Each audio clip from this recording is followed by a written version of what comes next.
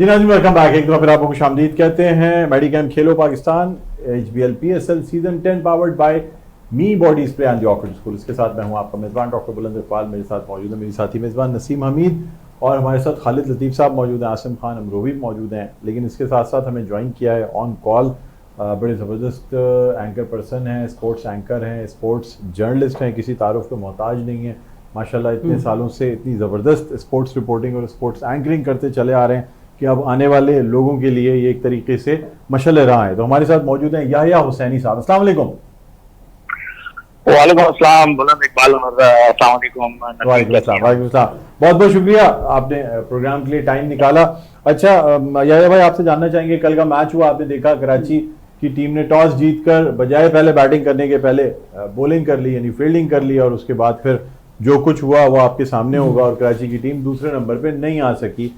अब एक मैच और ज्यादा खेलना पड़ेगा उनको। मेरे ख्याल में कराची लाहौर का एक अच्छा कॉम्बिनेशन भी बन जाएगा। क्या कहते हैं आप?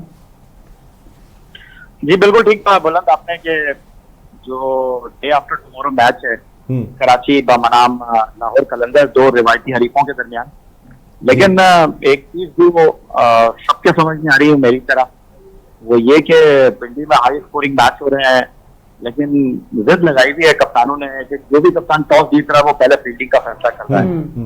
बाबर आजम को हमने देखा 2 दिन में वो 2 मैच हारे, बड़ी तकलीफ से उनको सामना करना पड़ा। इवन कराची के खिलाफ वो एक इंपॉर्टेंट मैच में टॉस जीतकर पहले फील्डिंग करने के लिए चलाए गए और कल वही गलती डेविड वार्नर ने की और उनको उसका खामियाजा भुगतना पड़ा।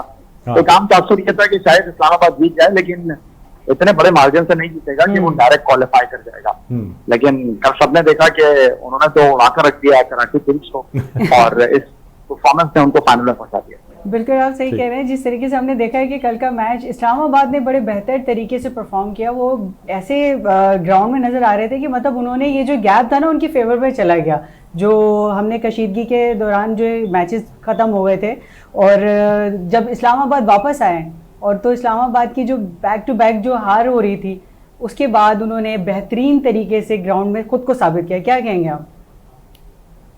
नहीं, कोई शक नहीं है इसमें। कल इस्लामाबाद के लिए मेक और ब्रेक वाला मैच था और कल उन्होंने इस चीज को मेक श्योर किया कि दे आर द बेस्ट। और कल हालांकि उन्होंने नसीम को, आपके हमनाम को उन्होंने कल बाहर बैठाया बेंच के ऊपर, लेकिन उसके बावजूद उनकी जो परफॉर्मेंस है वो एक्स्ट्रा ऑर्डिनरी रही। और खासतौर पर एलेक्स हेल्स और शाहजादा फरहान जिनके पास अब हनीफ मोहम्मद कैंप आ गई है उसके सामने है, तो बिल्कुल एक्स्ट्रा ऑर्डिनरी कारकर्दगी का मुजाहरा किया इस्लामाबाद यूनाइटेड ने एंड दैट इज दैट। अच्छा मुझे बताइएगा याह्या कि यानी इस्लामाबाद यूनाइटेड जो एक तरफ तो लग रहा था कि शायद इस दौड़ से ही बाहर हो जाए अगर जो है वो पेशावर ज़ल्मी अच्छा खेल लेती और अगर जीत जाती, लेकिन आप क्या कहेंगे कि कल जिस तरह शादाब का थोड़ा कमबैक नजर आया है, शादाब फॉर्म में नजर आ रहे हैं, बैटिंग में भी बॉलिंग में भी, आप समझते हैं इस तरह ये आगे इस्लामाबाद को इसी तरह लेके चल पाएंगे? और खासतौर पे इमाद वसीम ने जो ब्रेक थ्रू कर लिया था, मेरे ख्याल में मैं तो समझता हूँ कि वो जिस तरह पार्टनरशिप उन्होंने तोड़ी तो उसके बाद कराची की टीम संभल नहीं पाई। क्या कहेंगे? देखिए बुलंद, बिल्कुल 90 डिग्री का चेंज है, बिल्कुल फ्लैट विकेट है, पिंडी की ग्राउंड छोटा है, बट ये सिचुएशन आपको कदाफी स्टेडियम लाहौर में नहीं मिलेगी। वहां पर आपको जोर लगाना पड़ेगा। खालिद यहाँ पर मौजूद है, अब वो एटमोस्फेयर को, सर्कमस्टांसेस को ज्यादा बेहतर समझते हैं। अगर आप मुझसे पूछेंगे तो मैं तो ग्लैडिएटर के साथ जाऊंगा, वो ज्यादा अच्छे मुझे टच में लग रहा है। आप उनकी कराची किंग्स के खिलाफ जो परफॉर्मेंस है उसको आप रेट ना करें। मुझे लगता है कि ग्लैडिएटर जो है वो चौथा फाइनल खेलने के लिए फेवरेट है। तो अच्छा मुझे ये भी बताइएगा कि इस्लामाबाद की बॉलिंग को अभी भी आप क्या समझते हैं? क्योंकि चले कल के मैच में बॉलिंग चल जाना ये एक और बात है, लेकिन वैसे देखा जाए तो चूंकि हम यही तज्जिया करते रहे कि इस्लामाबाद अपनी कमज़ोर बॉलिंग की वजह से जो है वो मैचेस लूज करते रहे, इसलिए कि जितने स्पेशलिस्ट बॉलर उनको चाहिए थे उतने उनके पास नहीं थे। क्या कहेंगे आप? तो जिस तरह से कहा कि कल रसूल साहब को बाहर बैठाया, सलमान इरशाद कश्मीर के पहले प्लेयर, उन्होंने बड़ी उम्दा बॉलिंग का मुजाहरा किया, बट एक यूनिट है इनके पास, एक मुकम्मल पैकेज है बैटिंग में, बॉलिंग में, एक बेहतरीन टीम है और दोहरा नहीं है। अगर इनकी स्पिन डिपार्टमेंट को देखें तो शादाब है इनके पास, इमाद वसीम है, नवाज है, नवाज आगा सलमान पाकिस्तान T20 टीम के कैप्टन है, वो अनफिट हैं। फास्ट बॉलिंग में अगर आप बात करते हैं तो इनके पास नसीम शाह पाकिस्तान के बेस्ट बॉलर नसीम शाह बिल्कुल, बैटिंग में इनके पास एक अच्छा यूनिट मौजूद है। लेकिन जो सर्कमस्टांसेस मुझे लग रहा है, जितनी अच्छी फॉर्म में ग्लैडिएटर की टीम है, आई डोंट थिंक सो कि इस्लामाबाद उनके खिलाफ क्वालिफायर में जीत सके।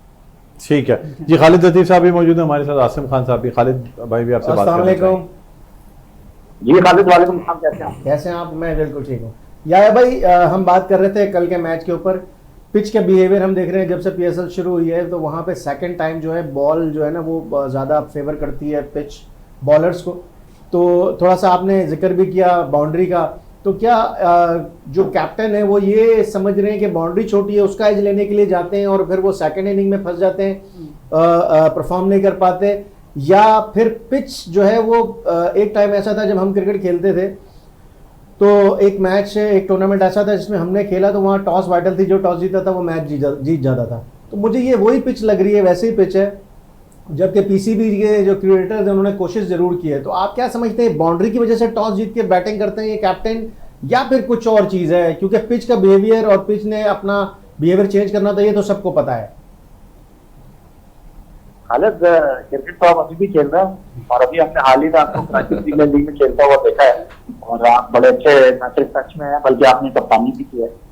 जहाँ तक बात की आपने पिच के हवाले से, क्रिकेट के अंदर एक बात की जाती है कि टॉप जीतो मैच जीतो, लेकिन एक चीज जो दूसरी कही जाती है वो कहते हैं गुड टॉप टू लूज। तो आई थिंक मेरा ख्याल है जो टॉप हारने वाले कप्तान है वो यहाँ पर खुशकिस्मत साबित हो रहे हैं। और मेरे समझ नहीं आ रहा कि एक से बढ़कर एक ब्लंडर हर कप्तान ने यहाँ पर किया है और मेरे समझ नहीं आ रहा क्यों कप्तान इस तरह की सोच का मुजाहरा कर रहे हैं।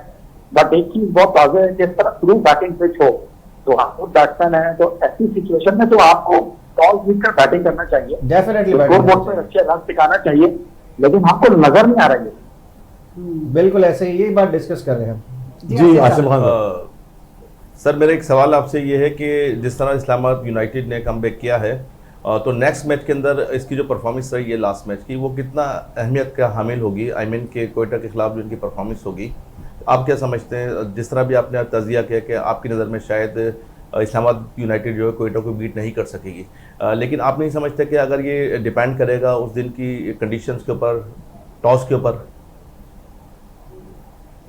आजम साहब देखें, ये जब टूर्नामेंट रुका था तब भी मेरा ख्याल यही था कि इस बार फाइनल जो है वो लाहौर कलंदर कोयटा ग्लैडिएटर का होगा। और आपको मुझे लग रहा है कि बाजार ऐसे ही नजर आ रहा है, क्योंकि कोयटा ग्लैडिएटर जिस तरह की परफॉर्मेंस का मुजाहरा कर रही है, लास्ट 2 मैच वो खेले हैं, जीते हैं। हसन नवाज ने प्लेयर ऑफ द मैच का अवार्ड जीता है। बट आपको याद रखना चाहिए कि इन 2 मैचों में मोहम्मद आमिर बाहर बैठे हुए थे और लास्ट मैच में उन्होंने राइले रोसो को नहीं खिलाया।